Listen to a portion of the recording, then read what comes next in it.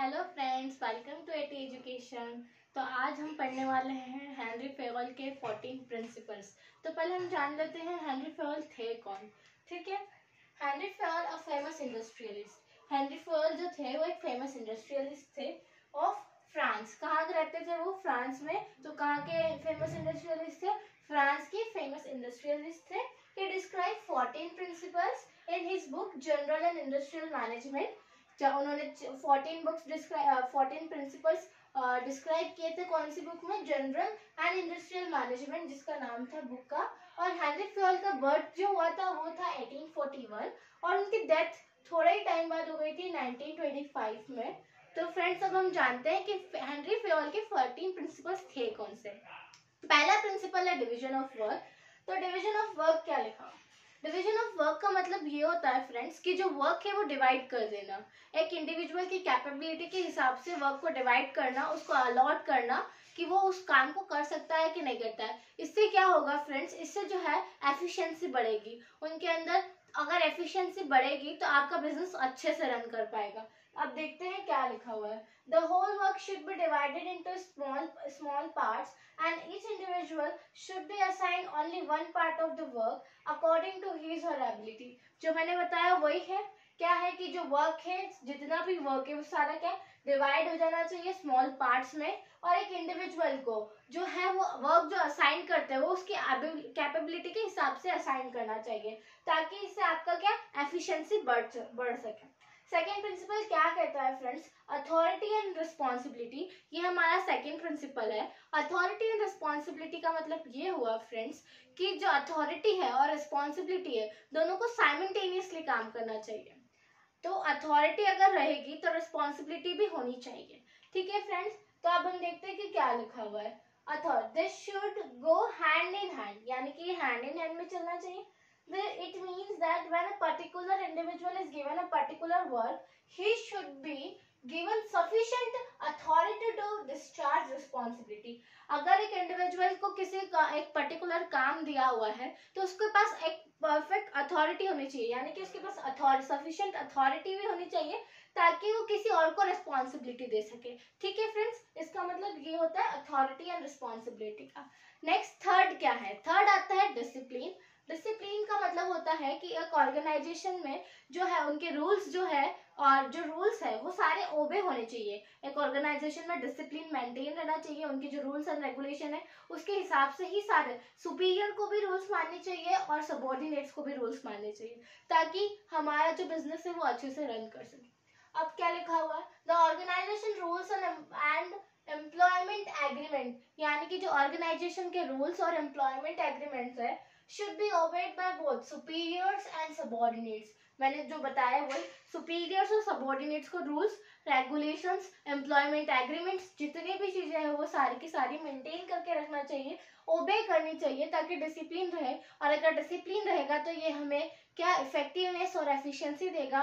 उससे हमारा बिजनेस क्या लॉन्ग टर्म के लिए चलेगा, और लॉन्ग टर्म के लिए चलेगा, लॉन्ग रन रहेगा तो उससे हमारा बिजनेस और ग्रोथ कर पाएगा, एक्सपेंशन हो सकेगा बिजनेस का। नेक्स्ट क्या आ रहा है? Unity of command. Unity of command का मतलब हुआ फ्रेंड्स कि हमारा जो बिजनेस है उसके अंदर कमांड मेंटेन होनी चाहिए। जो एम्प्लॉयज है उनके ऊपर हमारा कमांड रहना चाहिए। ऐसा नहीं कि स्ट्रिक्टनेस रहनी चाहिए, पर हमारा उनके ऊपर रहना चाहिए। अगर आप उनको कोई असाइन कर रहे हो वर्क तो वो कंप्लीट करके दे उस टाइम के अंदर, इतनी हमारे यूनिटी ऑफ कमांड होनी ही चाहिए एक सुपीरियर के अंदर। और देखिए यूनिटी ऑफ कमांड जो है फ्रेंड्स एक फॉलोड मैनर में चलनी चाहिए। मेरे कहने का मतलब जैसे कि क्या लिखा, the employee should receive order from only one superior, यानी कि एम्प्लॉय को केवल एक सुपीरियर से ऑर्डर मिलना चाहिए, अलग अलग सुपीरियर से नहीं मिलना चाहिए। And that employee should be answerable to that superior. समझ आया? अगर जैसे कि एक एम्प्लॉय है उसको एक सुपीरियर से ही ऑर्डर मिलना चाहिए, और वो जो एम्प्लॉय है वो आंसरेबल भी उसी सुपीरियर को होना चाहिए। देखो राइट मेथड में बता देती हूँ। राइट मेथड ये है, M1 का मतलब हो गया मैनेजर्स, और S1 का मतलब हो गया सबऑर्डिनेट्स। ठीक है फ्रेंड्स, तो अगर एक मैनेजर है उसको ये तीन सबऑर्डिनेट्स है, अगर इन तीनों को एक साथ, तो एक ही मैनेजर अगर जो असाइन ड्यूटी जो असाइन कर रहा है वो तीनों को एक साथ दे रहा है तो वो एक ही जब S1 है वो भी M1 को देगा, S2 है वो भी, जो अगर उसका आंसर है वो किसको देगा, M1 को देगा, और S3 है वो भी M1 को देगा। तो इसकी वजह से डिस्ट्रैक्शन नहीं होगा, मतलब कि यहाँ पे दो अलग अलग मैनेजर्स नहीं है कि दोनों तीनों जो सबऑर्डिनेट्स है उनको अलग अलग को देना पड़े। ठीक है फ्रेंड्स, नेक्स्ट कौन सा है, रॉन्ग मेथड बताती हूँ मैं आपको। जैसे कि ये M1 है, मीन्स मैनेजर 1, मैनेजर 2, सबऑर्डिनेट्स तीनों हैं। अब मैनेजर 1 भी इसको दे रहा है, ड्यूटी असाइन कर रहा है, मैनेजर जो 1 है वो तीनों को असाइन कर रहा है, और मैनेजर 2 है वो भी तीनों को असाइन कर रहा है। पर जो सबऑर्डिनेट है वो कंफ्यूजन में है कि किसको क्या आंसर देना है, उसको मैनेजर 1 को क्या आंसर देना है और मैनेजर 2 को क्या आंसर देना है। तो ये कंफ्यूजन ना हो, इसके लिए यूनिटी ऑफ कमांड बहुत ही जरूरी होती है। अगर हमारे बिजनेस में यूनिटी ऑफ कमांड है तो हमारा बिजनेस अच्छा एक्सपांड कर सके। तो unity of command is essential for our business.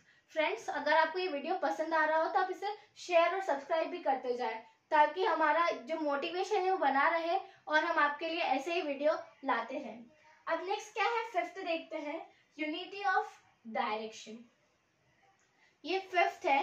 तो फिफ्थ जो हमारा प्रिंसिपल क्या कह रहा है, there should be one hand and one plan for a group of activity having the same objective.